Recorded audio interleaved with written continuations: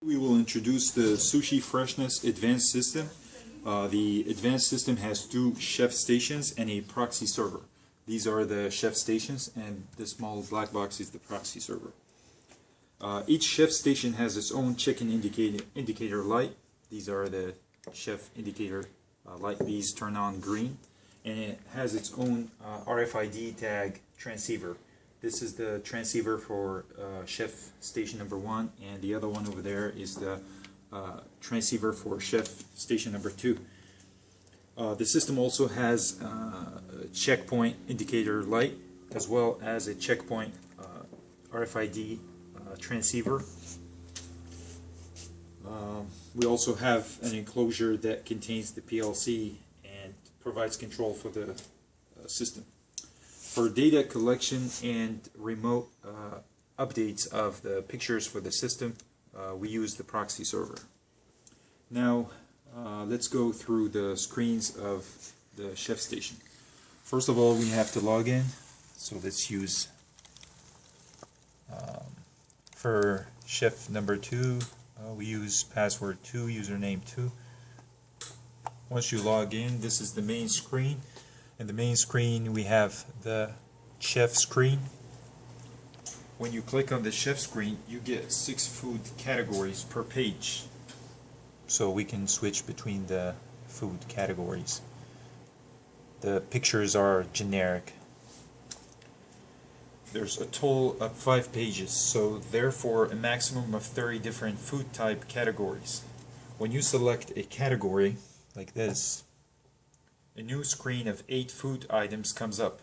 There are 5 different screens per category, so we can navigate between the food item. We go back to 1, okay, which amounts to 40. Well, there are 5 different screens per one category, which amounts to 40 different food items per one category. This was done to accommodate any sushi menu size. Please note that the pictures in the screen are dynamic and can be updated in one of 2 ways.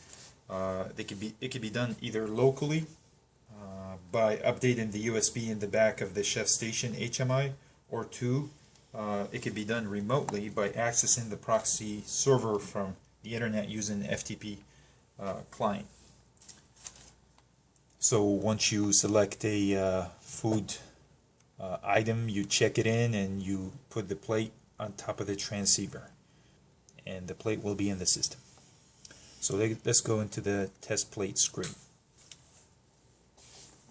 If you have an unknown plate, you can always find out more details about it by going to the ID tag test screen, then scan it on the corresponding chef station. So pretty much you go into this screen, and you grab the ID, the plate, and you put it on the corresponding chef transceiver, so that the information related to that plate will be populated on that screen. If the plate is currently active on the conveyor, the corresponding details associated with the plate will be displayed. That's for the ID tag screen. Let's go into active plates. This screen displays all currently active plates on the screen. It displays valuable information such as check-in time, last time the plate was seen on the conveyor, the ID tag, as well as the plate food description.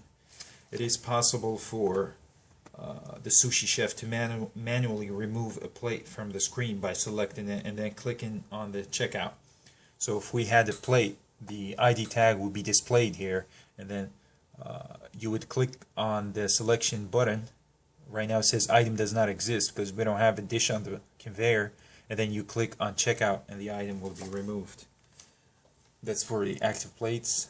Of course, this screen actually expands as you add more dishes on the conveyor, and you can navigate through the pages button.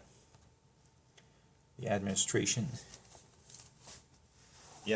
screen. In this screen, the user can define parameters relevant to the system, such as store ID, the length of the conveyor, and such. Please consult the manual for more details.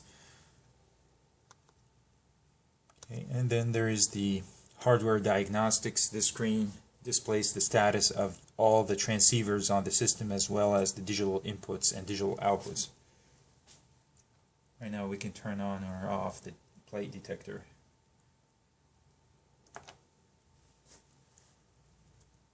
Okay, that's all.